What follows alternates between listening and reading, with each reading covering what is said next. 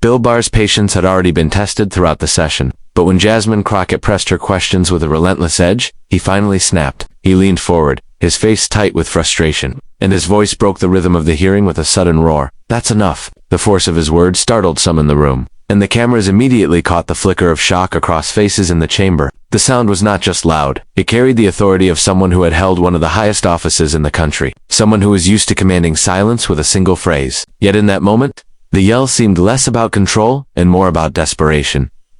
Barr's reputation had always been that of a calculated figure, a man who measured his words carefully. He wasn't known for shouting, which made the eruption stand out even more. He had defended presidents, written detailed opinions on the law, and navigated scandals without ever losing his composure. But here, with Crockett refusing to yield, his defenses cracked. The chamber became a stage, and his voice was not just an objection, it was an attempt to halt the energy she brought into the room. It was as if his shout was meant to remind everyone who he was, to pull rank without having to say it outright. The journalists in the press section scribbled faster, knowing this was the kind of moment that would dominate headlines. The click of cameras grew louder, shutters catching the tension in still frames that would later spread across social media. For Barr, the outburst may have felt like reclaiming control. To others, it was the opposite, a signal that his composure had slipped. Some staffers avoided eye contact, glancing at each other as though silently acknowledging that he had crossed into unfamiliar territory. Crockett, however, didn't move. Her stillness in that moment became its own kind of power. While Barr's voice echoed and slowly faded, she sat with a steady gaze, not flinching or shrinking back. That reaction, or rather lack of reaction, made his outburst feel heavier, almost awkward. Barr had yelled to silence her, but the silence that followed wasn't hers, it was his. The air in the room shifted, and people leaned forward, waiting for what would come next.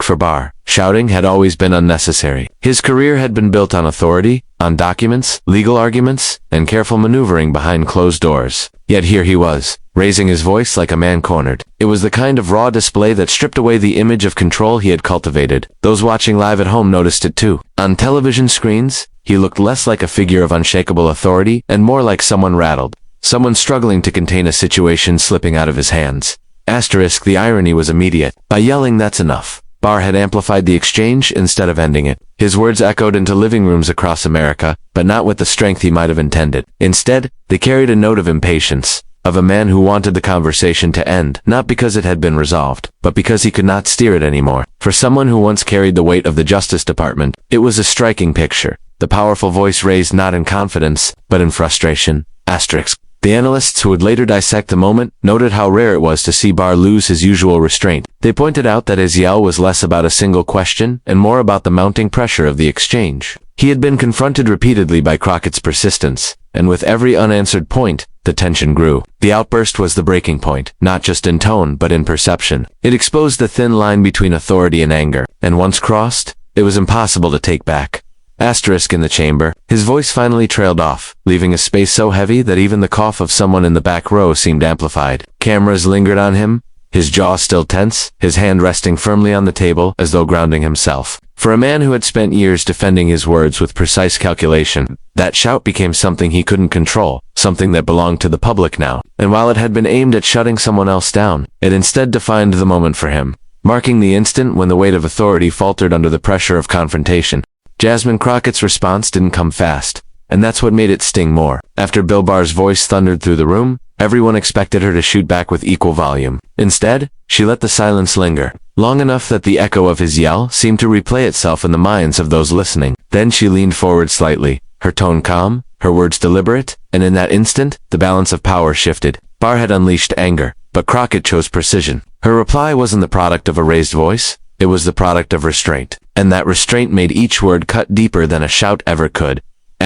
She looked directly at him, her eyes unwavering, and reminded him that authority does not mean immunity. The way she spoke his name wasn't with deference, but with weight, as though pulling the veneer away from the office he once held. By calmly addressing him, she stripped his outburst of legitimacy. Barr had tried to shut her down with noise, but she turned the noise into evidence of weakness. Viewers could see the contrast in real time, one figure shouting in frustration, the other speaking evenly with a confidence that didn't need volume to command attention. Her voice carried through the microphones, and though it wasn't loud, it demanded more focus than his yell. She pointed out that silencing questions doesn't erase accountability, that yelling at a member of Congress doesn't answer the public. It was a subtle but devastating move, because she reframed his outburst as the very thing he wanted to avoid, an admission, not in words, but in behavior, that the questions were too sharp to handle. Barr sat there, jaw still set, but with every calm sentence from her, the image of his authority continued to erode. The audience in the chamber picked up on it immediately. There were no gasps this time, no whispers. Instead, there was a collective stillness, as people absorbed the reversal happening before their eyes. Crockett's composure had turned the room. What had been a scene of Barr asserting control became one of Barr exposed. Caught in a battle he could no longer frame as dominance, her ability to stay measured while addressing him showed a level of command that no outburst could match. Barr had always prided himself on being a man of law and logic, someone who lived in the world of carefully chosen words, but here, against Crockett's unshaken delivery, his earlier yell looked reckless. The contrast was jarring. He had been Attorney General of the United States, a man who argued before the highest courts and shielded presidents from political firestorms. Yet in this room, a calm reply made him appear undone. That realization spread across the chamber and beyond, as people watching at home began to post online about how his anger had been dismantled without so much as a raised voice. The effect was magnified by Crockett's ability to tie his outburst back to a larger point. She spoke about accountability, about how shouting down questions doesn't protect anyone from scrutiny. She didn't call his yell an act of power. She framed it as a failure to maintain composure, and because she didn't raise her voice, her words carried a kind of authority that his could not. Calmness became its own weapon, and in that moment, it made his anger look small. Barr shifted in his seat, his hands adjusting on the desk as if steadying himself. He tried to mask the tension, but the cameras caught it. The more Crockett spoke with evenness, the more uncomfortable he seemed. Not because she insulted him, not because she shouted him down, but because she refused to play the game on his terms. He had invited a clash of noise. She answered with poise. That poise left him with nowhere to go. Those who followed the exchange later commented on how the silence after his yell mattered almost as much as her words. Barr had filled the air with force, but she controlled it with timing. That timing exposed the weakness behind his outburst. And though Barr had spent his career crafting arguments to shield himself and his allies from vulnerability, here, one composed reply revealed it anyway. Her response didn't just neutralize his authority, it inverted it. The man who had once been the nation's top law enforcer had just been reframed on live television as someone who lost control, while the woman he tried to silence turned into the voice of control itself. It was a reversal so sharp that people replayed it not just for what she said, but for how she said it. And in every replay, the same truth became clearer. Barr's anger had made him loud, but Crockett's composure made her unforgettable. The clip began circulating within minutes. Barr's yell, sharp and commanding, followed by JasmineCrockett's.com. Deliberate reply. It was the kind of contrast that social media thrives on. Networks replayed the moment on a loop, anchors dissecting the exchange, commentators pausing to point out the instant where the balance of the room shifted. Barr had roared, "That's enough," with all the authority he could muster, but it was Crockett's voice, steady and unshaken, that lingered in people's minds. By the time the hearing had ended, her words had already traveled far beyond the walls of the chamber. On Twitter, short clips went viral with captions like, "This is how you answer power," and she shut him down without raising her voice. Some users slowed the footage down, highlighting the exact moment when Barr leaned forward in frustration and when Crockett leaned back, calm and unbothered. The juxtaposition became a symbol, the old guard trying to silence a new voice, and failing. Hashtags with her name trended for hours, while Barr's yell was turned into memes, side by side with her composed response. What was meant as a command to silence had instead amplified the conversation. Cable news outlets latched onto the moment. Pundits who normally clashed found themselves agreeing that something unusual had happened. Barr, a man who had built his image on measured authority, looked rattled. Crockett, in contrast, came across as collected and precise. Analysts replayed his words, "That's enough," and contrasted them with her reply, noting how his attempt to dominate had actually spotlighted his loss of control. Even commentators who typically defended Barr admitted the optics were damaging. He appeared less like the seasoned statesman he had been known as, and more like someone unprepared for the persistence of the questioning he faced.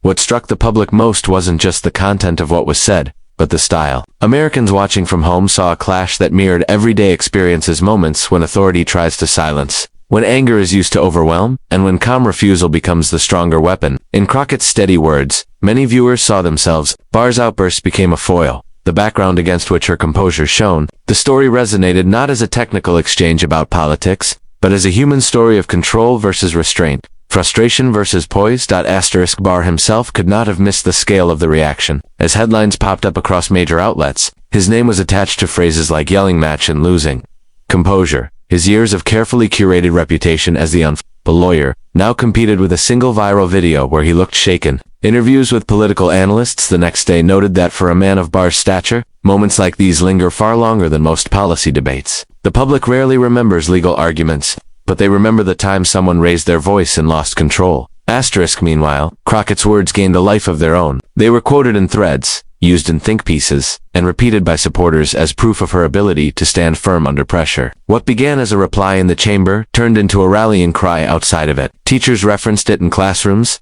activists used it in speeches, and late-night hosts replayed the moment to cheers from their audiences. Each time, Barr's yell played first, but it was always followed by her reply, ensuring that his attempt to silence her only served to broadcast her voice more widely.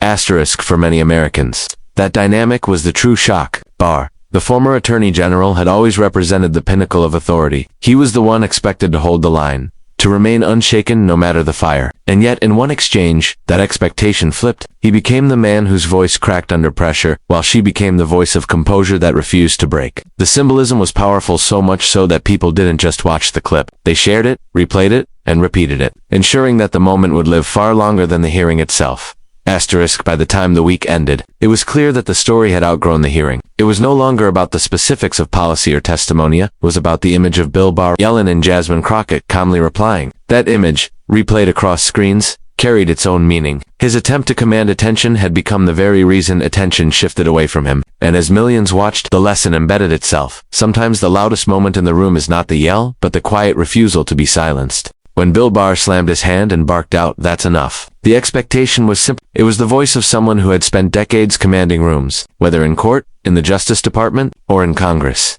He had always been able to rely on the weight of his title to quiet dissent, and in that instant, he believed the same authority would work against Jasmine Crockett. But instead of ending the exchange, his outburst created the very opposite effect. Rather than closing the discussion, it opened a moment that spread across the nation. And the irony couldn't have been sharper. Asterisk Crockett's reply, .com, and sharp, didn't just counter his words, it exposed the weakness behind them. Viewers recognized it immediately. They saw Barr, the former Attorney General of the United States, leaning on his voice and his anger instead of his usual arsenal of carefully chosen arguments. Then they saw Crockett refuse to bend, and in that refusal, she flipped the dynamic. Authority had tried to silence her, but her poise made it clear that authority had failed. The shock wasn't just in the exchange itself, but in how the energy in the room seemed to swing away from Barr in real time. Asterisk. Those who knew Barr's history found the moment especially jarring. Here was a man who had outmaneuvered some of the toughest political storms in Washington, who had advised presidents, defended controversial policies, and never once appeared rattled. Yet on this day, against a Congresswoman's steady questioning, his patience cracked in front of cameras. The roar of "That's enough" was supposed to remind everyone of his stature,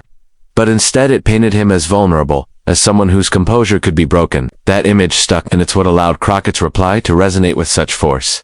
Asterisk, the aftermath made the shift in power undeniable. By the end of the hearing, it wasn't Barr's words that people repeated, it was hers. His outburst became a setup, her response the punchline, his authority became the foil, her composure the point. The man who had intended to dominate the narrative had unwittingly written himself into the background of her story. Analysts on television framed it that way too. They pointed out how his attempt to control the moment only magnified the voice he was trying to silence. Commentators who usually supported him admitted that yelling had weakened him more than any argument from his opponents could have. Asterisk online, the symbolism took hold quickly. People didn't just share Crockett's words. They emphasized that Barr had given her the platform by yelling in the first place. Memes showed side-by-side screenshots, his red-faced frustration, her calm stare. Captions highlighted the reversal. The way the outburst meant to silence her had only amplified her. For a man who had once been seen as one of the most disciplined players in Washington, it was an image he couldn't easily undo. His legacy of control now competed with the viral reality of being the one who lost it. Asterisk. What made the moment land with such impact was how ordinary it felt to the public. Everyone has witnessed, at some point, someone in power trying to end a conversation with volume instead of reason. And everyone has witnessed, too, the rare but unforgettable moments when someone refuses to shrink back, when calmness overtakes rage. In Crockett's measured response, people saw that possibility play out in real time. They didn't just hear her words. They saw what those words represented, that even the most powerful figures can falter when their authority is challenged with composure. Asterisk. Barr himself must have realized it as the reaction built. He had tried to pull the spotlight back to himself with a shout, but the glare of that spotlight only revealed the cracks. His voice had been meant to overpower, but instead it betrayed how much the questions unsettled him. Crockett's words, by contrast, seemed to grow stronger with every replay. In the end, the very thing Barr had wanted to prevent, the magnification of her challenge, was exactly what he had guaranteed. Asterisk. By the time the hearing faded from the headlines, the memory remained. The defining image wasn't of Barr silencing the room, but of Barr trying and failing to do so. The defining voice wasn't his booming command, but Crockett's calm insistence that power doesn't erase accountability. And that reversal, that unexpected twist where the authority figure became the one diminished, left America stunned. What began as a shout intended to shut down dissent, ended as a moment where dissent became louder than ever, carried on the very wave Barr had created. The chamber eventually emptied, but the moment between Bill Barr and Jasmine Crockett did not. It lingered in conversations across dinner tables, in op-eds, and in endless clips replayed online. For many, it wasn't just another heated exchange. In politics, it was a mirror held up to the country, reflecting something deeper about power, control, and who gets to have the last word. Barr's thunderous, "That's enough," was meant to end a line of questioning, but it became the very line that defined the encounter. Crockett's.com reply, measured and unshaken, turned the command into an opening instead of a closing. Asterisk, that reversal mattered. It revealed the fragility behind authority when it leans too heavily on force. Barr's stature, built on years of legal battles and high offices, couldn't protect him from the optics of losing composure. In contrast, Crockett's words showed how control is not always loud, how true strength sometimes comes from refusing to meet anger with anger. The symbolism was undeniable. Power tried to silence, but resistance made itself heard louder than ever. Asterisk for Barr. The moment marked an uncharacteristic crack in the image he had carefully cultivated over decades. He had been the man who rarely raised his voice, who prided himself on outmaneuvering critics with precision rather than volume. Yet on this day, it was volume that defined him, and the calm that defined his opponent. No matter how many statements or defenses might come later, the viral memory of that exchange would stand. Asterisk for Crockett. The moment was more than a personal victory. It was a demonstration of how presence can outweigh position, how poise can topple an outburst. She didn't just reply to Barr, she replied for everyone who has been told in one way or another to stop, to be quiet, to sit down. That resonance explained why her words spread so quickly. They were not simply about politics. They were about principle. Asterisk America watched and reacted not because of the policy implications of the exchange, but because it told a story they recognized. A man in power shouted. A woman refused to be silenced. And in the silence after his yell, her words carried further than his ever could. The outcome was not just shocking, it was instructive. It reminded people that authority does not guarantee dominance, and that calm, steady truth has a way of echoing long after the noise has faded. Asterisk in the end, Barr's attempt to control the moment became the reason he lost it. Crockett's response became the lasting voice, one that people continued to repeat, to quote, and to hold up as an example of resilience. The chamber quieted that day, but the country didn't. The story of that clash left America stunned not because a man yelled, but because a woman answered, and her answer